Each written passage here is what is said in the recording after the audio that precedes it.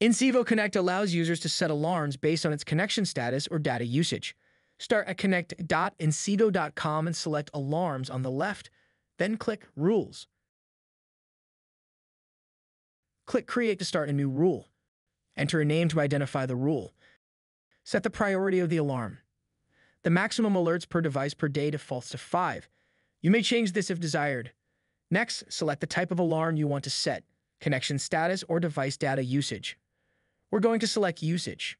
Once usage is selected, fill in the start date of your monthly billing period followed by the data usage threshold at which you want to be notified. Click Next.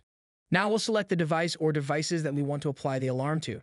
Just check the box beside the device or group and click Next to proceed. On this page, you will need to either select the user account to notify or enter any other email addresses. Click Finish when you're done. If needed, you can easily delete a rule like this. Check the box beside it.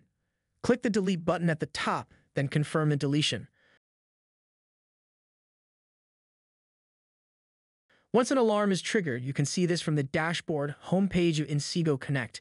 See under the Alarms column as well as the alarm bell at the top here. Simply click on the bell and details will pop out. You have the option to either close the alarm details or dismiss the alarm notification. We can also go under Alarms and Alarm List on the left. Click on the alarm name from here and the details will appear. Again, we can close or dismiss the notification.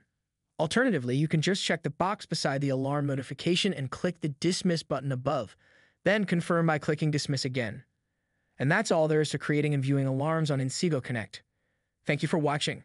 Please subscribe if you're interested in more videos like this.